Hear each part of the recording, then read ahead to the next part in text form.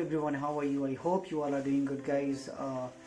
Welcome to my channel again. Let's learn English, guys. The first video of a pronoun I have released it, and yes, this would be the second part of pronoun, which is very full of knowledge. I have explained very deeply that you must watch this video as well. This will be the second part. Yes, guys. In the last part, I have defined a pronoun and their classification, and in this video I'm going to tell you the rest of the kinds which are still to be defined. Guys, I hope you like the video.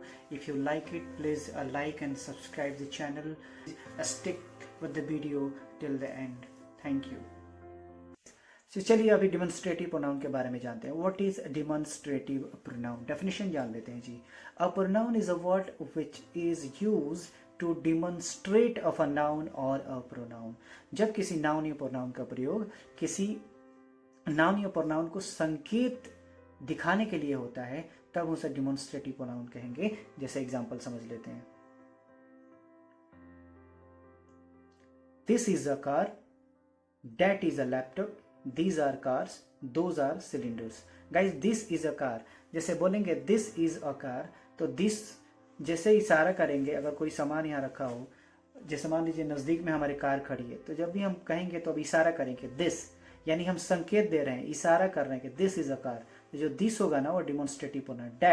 that is a laptop, वो है एक laptop है. हम इशारा करके बता रहे हैं, तो that जो ना संकेत करता है कि भाई वो लैपटॉप है. these are cars, है ना, ये गाड़ियां हैं. तो ये जो है दीज, ये हम इशारा कर रहे हैं, डिमॉन्स्ट्रेटिव प्रोनाउन होगा. तो जो दोज आर सिलेंडर्स, तो दोज जो है वे सिलेंडर्स हैं. तो यहाँ पे हमारा एक जो है एग्जाम्पल हो गया. I hope you understood it, guys. चलिए गाइज, आज हम बात करेंगे फिर नेक्स्ट जो है डिस्ट्रीब्यूटिव प्रोनाउन के बारे में. आपकी डेफिनेशन आपकी स्क्रीन पे. When each either and neither are used as pronouns are said to be in distributive pronoun. यानी जब ना each, either और neither, each either को ना हम each, either और neither भी बोलते हैं. जब इसका प्रयोग प्रोनाउन के रूप में हो तो इसे प्रोनाउन कहेंगे. एग्जाम्पल से हम समझेंगे. each of you is intelligent. आप में से सब इंटेलिजेंट हैं. तो क्या समझ में आया आपको? ईच ऑफ यू, आप में से कोई, किसी, इसका मतलब ये है कि कोई दो बंदे हैं, दो लोग हैं, और चाहे जितने भी लोग हैं, और उसमें से प्रत्येक लोग, यानी इशारा कर रहा है. ईच जो है उन लोगों के लिए यूज हुआ है. तो जो नाउन के लिए यूज होता है उसे प्रोनाउन कहेंगे. तो प्रोनाउन की तरह अगर ये यूज हुआ है तो इसे प्रोनाउन में भी क्या कहेंगे? डिस्ट्रीब्यूटिव प्रोनाउन, क्योंकि ये ईच है ना. इसी तरह each of the girls is intelligent. लड़कियों में से प्रत्येक लड़कियां इंटेलिजेंट है. तो ईच जो है यहाँ पे लड़कियों के लिए आया है, इसलिए ईच जो है हम कह देंगे कि ये डिस्ट्रीब्यूटिव प्रोनाउन है. उसी तरह either of them can solve this question. उसमें से कोई एक इस क्वेश्चन को सॉल्व कर सकता है. तो यानी किसी बंदे के लिए आया है ये. देम जो है किसी जो देम है, दे हैं, जो कोई लोग हैं वहां पे, उनके लिए आया है, इसलिए हम बोलेंगे ईदर ऑफ देम. तो ईदर जो है प्रोनाउन की तरह यूज हुआ है, इसलिए हम डिस्ट्रीब्यूटिव प्रोनाउन कहेंगे. ठीक है जी. Neither of two boys was absent. दोनों में से कोई लड़का एब्सेंट नहीं था. दोनों में से कोई लड़का एब्सेंट नहीं था. तो neither of the two boys, दोनों में से कोई लड़का नहीं एब्सेंट था. ठीक है जी. यहाँ पे नॉट यूज नहीं है, लेकिन जैसे बताते हैं कि नीदर का मतलब होता है दो में से कोई नहीं, और ईदर का मतलब होता है दो में से कोई एक. ठीक है जी. इसको अंडरस्टूड करेंगे.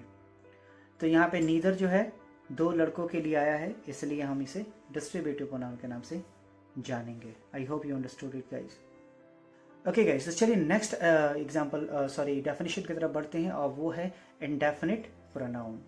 चलिए डेफिनेशन देख लेते हैं. A pronoun which is used for an indefinite noun is called an indefinite pronoun.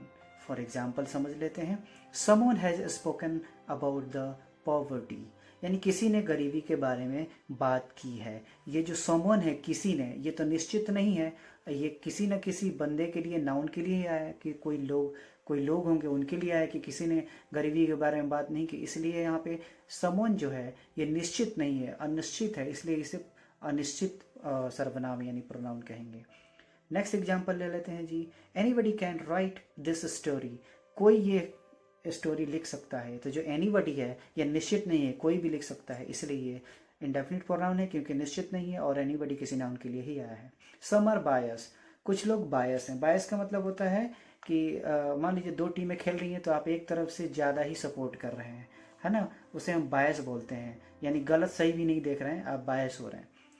Okay, तो सम आर बायस, कुछ लोग बायस हैं। तो अब कुछ लोग निश्चित तो नहीं है ना कौन बायस है, राइट। तो यहाँ पे सम जो है हमारा इंडेफिनिट प्रोनाउन होगा। Anybody, any one of you can win this game, कोई दो टीमें खेल रही हैं, मान लीजिए अब तो शुरू में आप तो बता नहीं सकते, तो आप कहेंगे कि any one of you can win this game, दोनों में से कोई भी ये गेम जीत सकता है, निश्चित नहीं है। तो एनी वन किसके लिए है, किसी दो बंदों के लिए, टीम के लिए है, इसलिए हम बोल सकते हैं यहाँ पे ये अनिश्चित है, इसलिए अनिश्चित लोगों के लिए आया है, इसलिए हम इंडेफिनिट प्रोनाउन कहेंगे। No one can do this easily, इसे कोई आसानी से नहीं कर सकता, यानी नो वन कोई नहीं, और पता नहीं है ना कोई कौन है, इसलिए नो वन जो है हमारा इंडेफिनिट प्रोनाउन है। उसी तरह one should not press one self, किसी बंदे को अपने आप की प्रशंसा नहीं करनी चाहिए, है ना, किसी को अपने आप की प्रशंसा नहीं करनी चाहिए। किसी को है ना, ये किसी नाउन के लिए आया है और ये निश्चित नहीं है, इसलिए indefinite pronoun.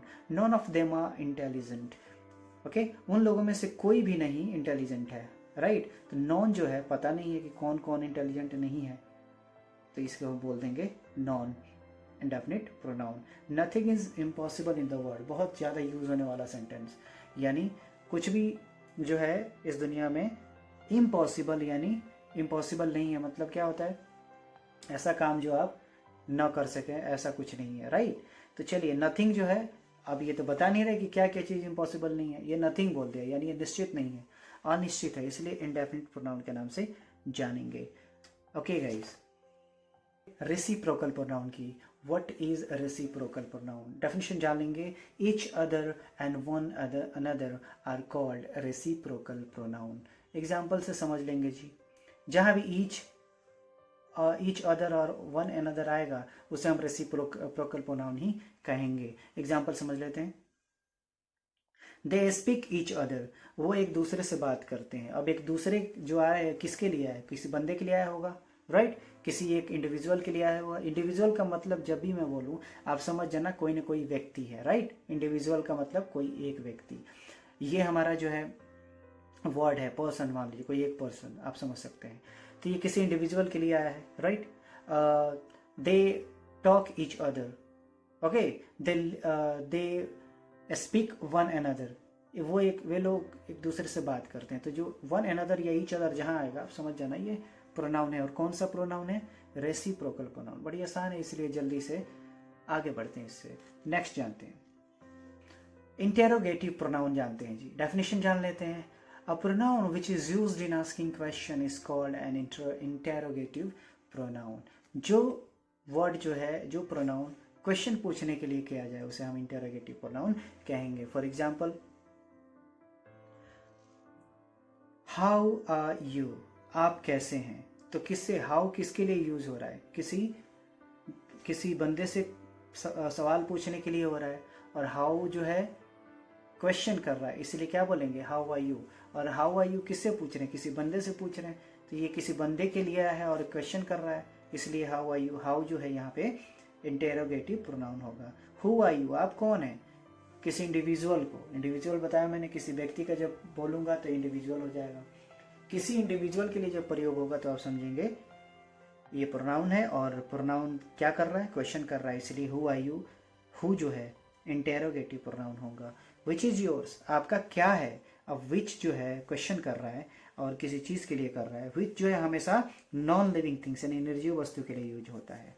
When do you come, आप कब आते हो, जब क्वेश्चन कर रहा है व्हेन डू यू कम, आप इसे भी बोलेंगे, right, interrogative pronoun. Why do you eat, आप क्यों खाते हो, राइट। वाई जो है क्वेश्चन कर रहा है किससे, किसी इंडिविजुअल से, इसलिए ये क्वेश्चन करने के लिए जब यूज होगा तब हम कहेंगे इसे इंटेरोगेटिव प्रोनाउन। गाइज इसका एडजेक्टिव भी आता है, तो जैसे जैसे आगे बढ़ेंगे मैं बताऊंगा कि इंटेरोगेटिव प्रोनाउन और इंटेरोगेटिव एडजेक्टिव में क्या होगा, डिमॉन्स्ट्रेटिव प्रोनाउन और डिमॉन्स्ट्रेटिव एडजेक्टिव में क्या होगा, राइट। बहुत सारी चीज़ें हैं, पॉजेसिव प्रोनाउन और पॉजेसिव एडजेक्टिव में क्या होगा, तो ये तो जानने वाली बात है, आगे मैं बताऊंगा। चलिए रिलेटिव प्रोनाउन जान लेते हैं अभी। A pronoun which comes before a noun और a pronoun and stop the repetition of the word and relates the said noun to group of words coming, right. जैसे example, this is the book that was given to me, यह वही किताब है जो तुमने मुझे दिया था। तो यहाँ पे दिस इज द बुक एक जो है सेंटेंस हो गया और वॉज गिवन टू मी एक हो गया। अब ये दोनों को कौन सा जोड़ रहा है, डैट जोड़ रहा है।